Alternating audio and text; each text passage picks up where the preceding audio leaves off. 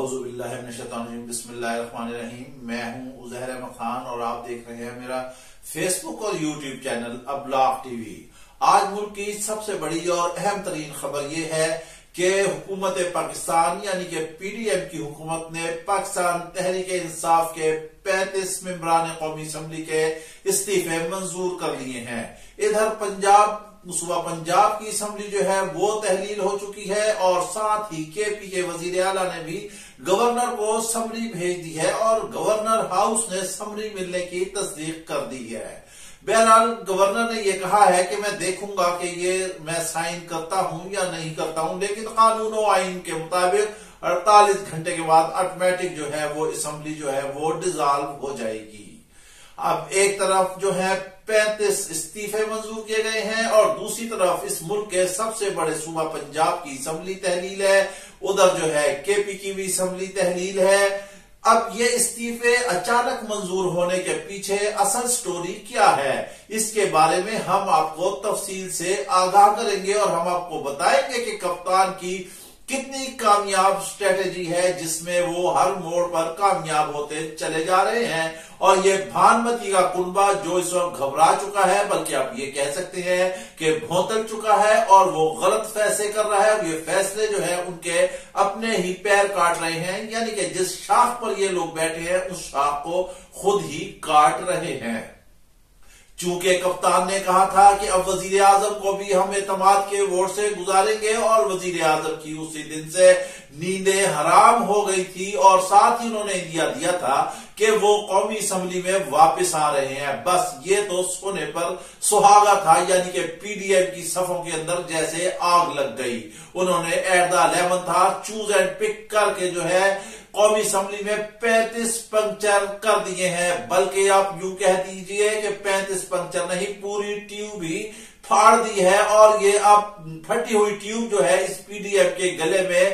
لٹک چکی ہے۔ انہیں کپتان کا خوف تھا، پاکستان تحریک انصاف کا خوف تھا کہ وہ ایوان میں آئے گی اور یہ اعتماد کا ووٹ حاصل نہیں کر سکیں گے اور ان کی اسمبلی جو ہے وہ یہاں سے ختم ہو جائے گی، ان کی وزارت عظمیٰ جو ہے وہ ختم ہو جائے گی۔ کپتان نے کیا کمال کا ترپ کا پتا کھیلا ہے، ایسی پتا کھیلا ہے کہ ساری کی ساری بازی الٹ کر رکھ دی ہے۔ اس موقع پر ہم نے اپنے سینئر دوست بھائی ساتھی جو ہیں ہمارے امتیاز بٹ صاحب، انہیں ہم نے فون کیا اور ان کی رائے حاصل کرنا چاہیے۔ جب ان سے ہم نے یہ سارے سوال کیے پنجاب کے پی کے کی اسمبلی اور یہ 35 پنکچر 35 استعفے، تو انہوں نے کہا کہ دیکھیں عزیر صاحب،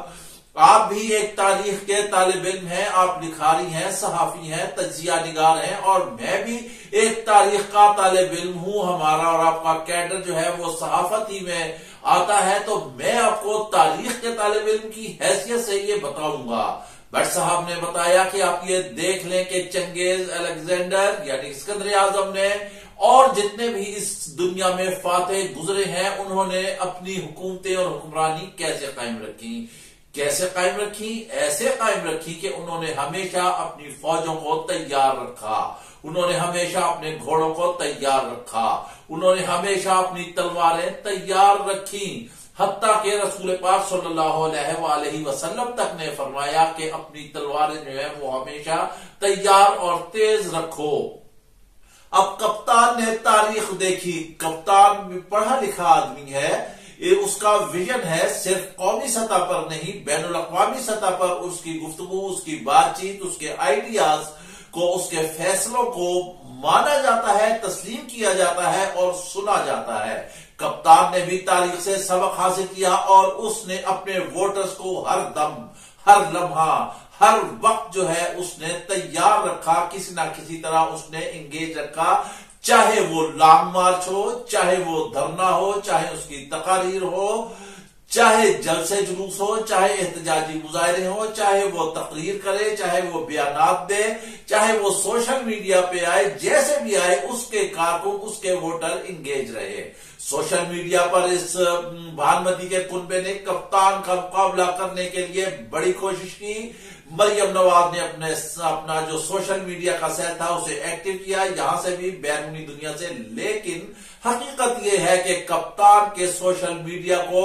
یہ بھانمتی کا کنبہ جو ہے یہ پاسنگ بھی نہیں ہے، یہ اسے رتی برابر بھی نہیں پہنچ سکتا۔ آپ یہ دیکھ لیں کہ جو موٹیویشنل سپیکر ہے قاسم علی شاہ، اس نے انٹرویو کیا اور اس کے بعد بیانات دیے، اور پھر سوشل میڈیا پر آپ دیکھ لیں کہ کیا حالت بنی اس کی، اور یہی حالت ان کی ہے۔ یہ کسی صورت سے نہ سیاست میں، نہ تعلیم میں، نہ سوشل میڈیا میں، نہ حکومتیں بنانے گرانے میں، نہ کسی جماعت کو ملانے میں یہ کسی صورت بھی کپتان کا مقابلہ نہیں کر سکتے۔ بڑے عرصے کے بعد ایک ایسا لیڈر پاکستان کو ملا ہے جس نے سب کے جو ہے نت ڈال کے رکھی ہے، کیونکہ اس نے کہا ہے کہ کرپشن اور کرپٹ لوگوں سے کسی صورت بھی جو ہے میں ہاتھ نہیں ملاؤں گا۔ اب کپتان کا مطالبہ کیا تھا؟ کپتان کا مطالبہ یہ تھا کہ انتخابات کرائے جائیں، قبل از وقت کرائے جائیں، ملک تباہ حال ہے۔ اب یہاں ایک سوال یہ پیدا ہوتا ہے کہ جو انہوں نے 35 استعفے چوز اینڈ پک کر کے انہوں نے منظور کیے ہیں، وہ انہیں نہیں سمجھ آ رہا کہ وہ دراصل کپتان ہی کی فتح ہے۔ اب آپ یہاں مجھے ایک سوال کا آپ یہ جواب دیں کہ پنجاب کے سب سے بڑے صوبے میں الیکشن ہونے جا رہے ہیں، کے پی میں بھی الیکشن ہوں گے، اور 35 سیٹیں یہاں کی بھی الیکشن میں جائیں گی، جبکہ پی ڈی ایم نے فیصلہ کیا ہے کہ وہ الیکشن نہیں لڑے گی۔ اب ہمارے ملک کی حالت کیا ہے؟ ہمارے وزیر خارجہ تو ماشاءاللہ آج پھر بیرون ملک گئے ہوئے ہیں، وہاں سے وہ بیانات داغ رہے ہیں، یہاں سے وہ کہہ گئے کہ کراچی میں جو ہے میئر ہمارا ہوگا، ڈیفینیٹلی ہمارا ہوگا۔ اب آج جو ہے چیف جسٹس صاحب اور چیف الیکشن کمشنر کی اہم ترین ملاقات ہوئی، جو آدھے گھنٹے تک جاری رہی۔ یہ جو ہے حکومت کے لیے بھی ایک الارمنگ سچویشن ہے، کیونکہ ایم کیو ایم بھی میدان میں آ چکی ہے اور جماعت اسلامی بھی آ چکی ہے، even then P T I بھی کہہ رہی ہے کہ وہاں پر دھاندلی نہیں، دھاندلا ہوا ہے۔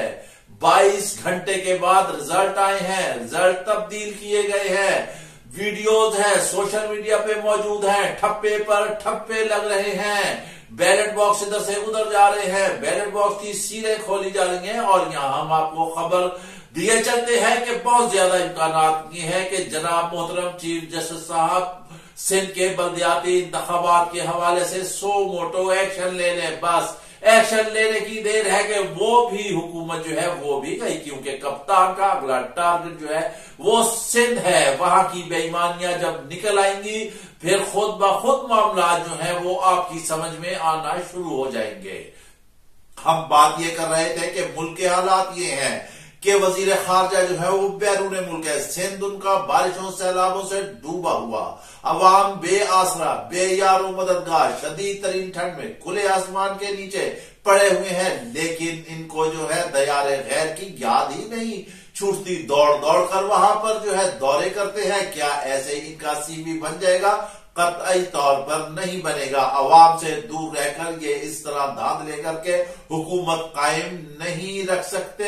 اس وقت جو بھی بیرون ملک سے مدد مل رہی ہے، جو بھی بھیک مانگ کے لے رہے ہیں یہ حکمران جو ہے، اس میں سے جو بھی مدد ملے گی، کم از کم ہم آپ کو بتاتے ہیں کہ 80% اس میں سے ملک قرضے میں ہے، جو 20% ہے اس میں سے یہ کیسے اپنے حالات چلائیں گے جب ملک کا خزانہ خالی ہو، آپ کی یہ چیز بند پڑی ہو، آپ کے پاس پیٹرول نہ ہو، مہنگائی آسمان پر پہنچ چکی ہو، جب آٹا جو ہے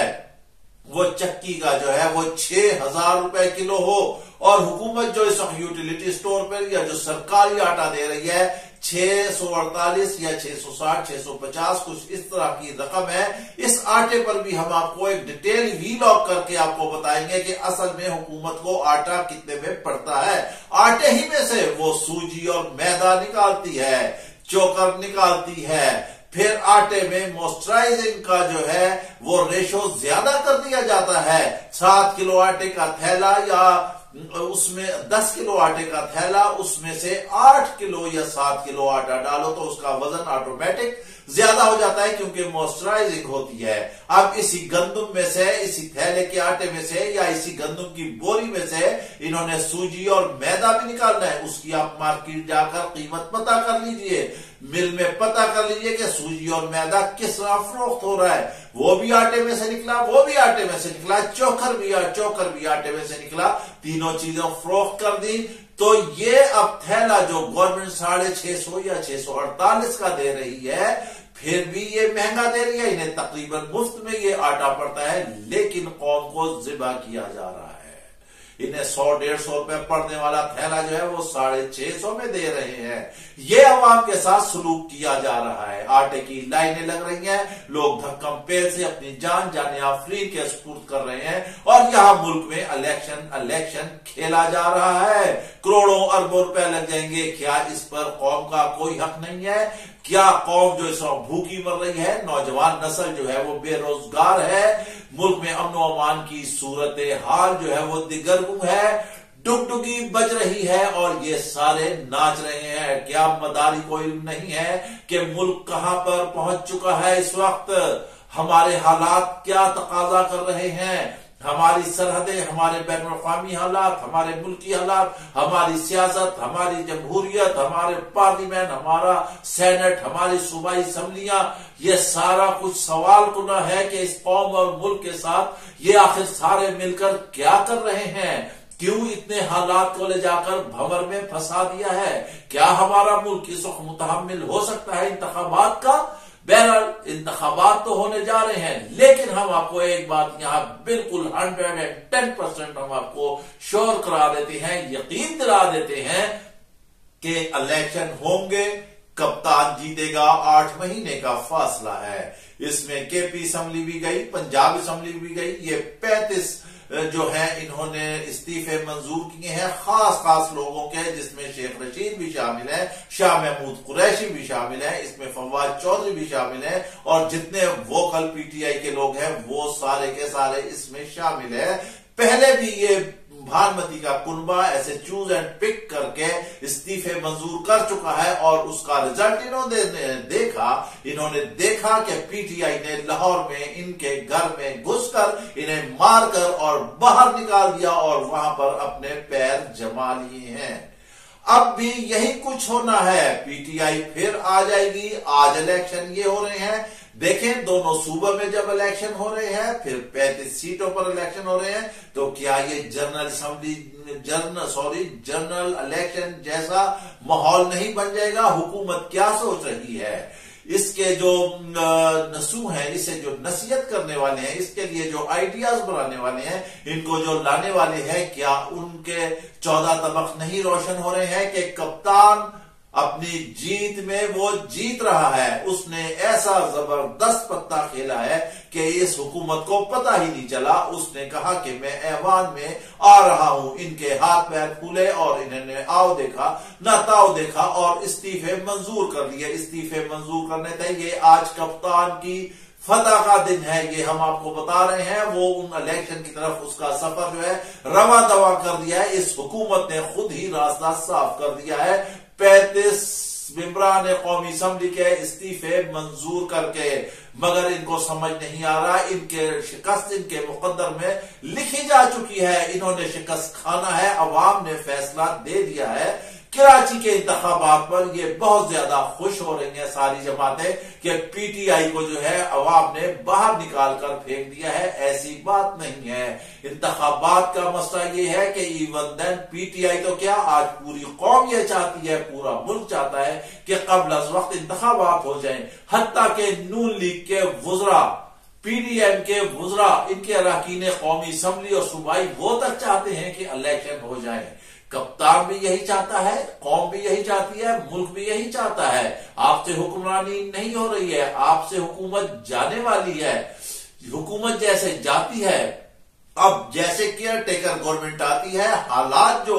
یہاں پر بتا رہے ہیں، جو مستقبل کے بارے میں پیشن گوئی کر رہے ہیں، وہ بھی ہم آپ کو یہاں بتا دیتے ہیں کہ بہت زیادہ امکانات یہ ہیں کہ جیسے ہی کیئر ٹیکر گورنمنٹ آتی ہے اس میں ٹیکنوکریٹ شامل ہوتے ہیں. اب جو نام شامل کیے ہیں نون لیگ نے اور پی ٹی آئی نے جو نام دیے ہیں، پی ٹی آئی نے کہا ہے کہ نون لیگ نے جو نام دیے ہیں وہ مذاق کیا گیا ہے،